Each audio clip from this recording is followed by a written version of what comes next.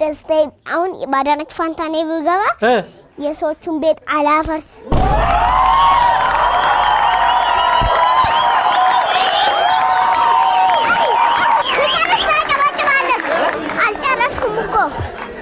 የሰውን ቤት አላፈርስ ሊያፈርሱ ራሱ ቢመጡ ተዋታፈርሱ ላለው ሰራለው እንጂ አላፈርስም ማፍረስ የለብንም እነሱ የኢትዮጵያ ሰው ሆነው እንዴት ነው ማፍረስ ያለብን የለብንም እኮ የኢትዮጵያ ሰው ማሰቃየት በረንዳ ላይ መውጣት ምናምን አይቻልም አሁን እኔ በቲቪ ሳይ ሁሉም ቦታ ያፈርሳሉ አንዳንድ ሰዎች ደግሞ አታፍርቱ የሰውን ቤት ይሄን ማለት ተላዳነች ካምብራን ኢጃርሳ ሴራን አላ በከ ሁንደ ጅራ መጋላ ቆፈቶን ተን ባዲያ ኬሰስ ጅራ ኢጃርሳ ዮ ተኡ ባተስ ለፋ ቀበቹን ባዲያ ኬሰስ ጅራ ኦሮሚያ ኬስ መጋላ ኬሰቲስ አባን በርባዴ ለፋ ቀበት ባዲያ ኬሰቲስ አባን በርባዴ ለፋ ቀበት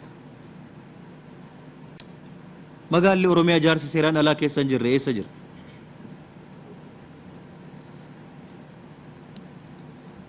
innimmoo qophaa'ee ganamarraa qabeetti qophaa'ee karoorfatee hojjetu yoo iddoo tokkotti waa'ati hojjetu addunyaa sochoosa miidiyaa of harkaa qaba nama dubbatuu fi qaba akkatti dubbatu beeka hin sochoosa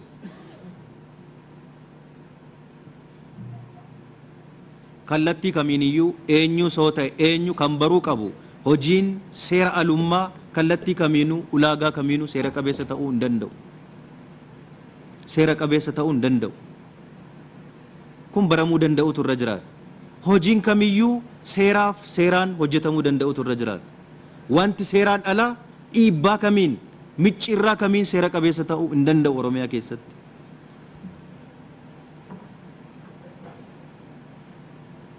kanas ta'ee garuu maaliif lafti oromiyaa magaalaa keessatti kan inni saamamaa jiru maaliif baadiyyaa keessatti kan inni saamamaa jiru rakkoon bira jiru ilaaluudhaan mas iddoo biraatti quba qabu miti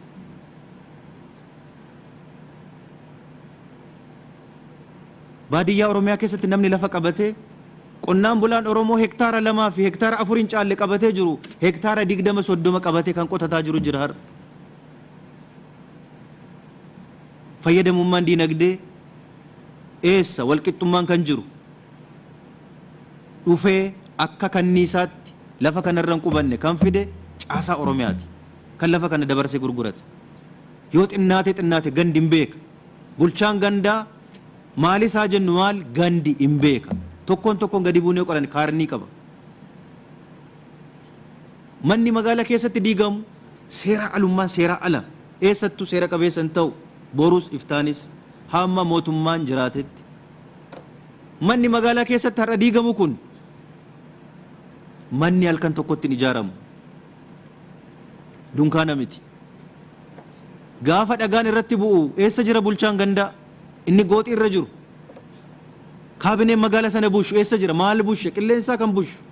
erga lafan bushine nama miti kan bushu namni immoo mana qaba mana isaa maatii isaa keessa jiraata lafa kan bushu eessa ture gaafa bu'urri ba'ee ijaaramu eessa ture yoo dhugumaan ilaalla ta'e mana ijaaramee xumurame diiguun sirrii miti bar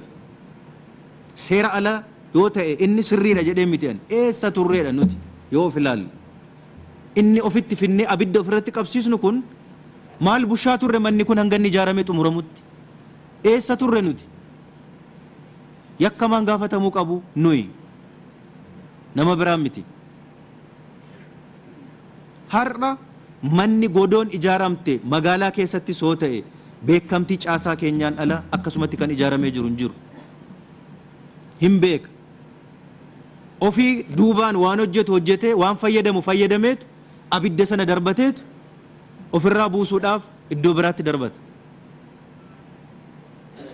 manni amma diigamu asiin kaartaan hin jiru jedha mootummaan kaartaa waan hin qabneef seera qabeessa miti garuu bishaanaa galuu fi ibsaanaa galuu fi seera qabeessa jedhee caasuma keenya bulchiinsa magaalaa tokko kan kennuuf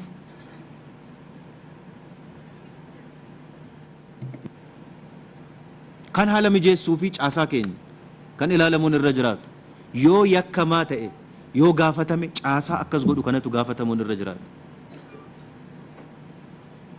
Mana akkasii ijaarsisuu duwwaa miti,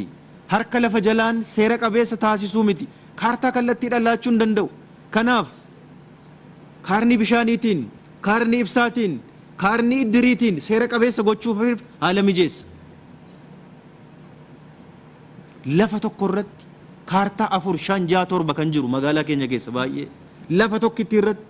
ummanni mana murtii wal dhaabee rakkataa jira. Yakkamaan kanaa olii eessa jira?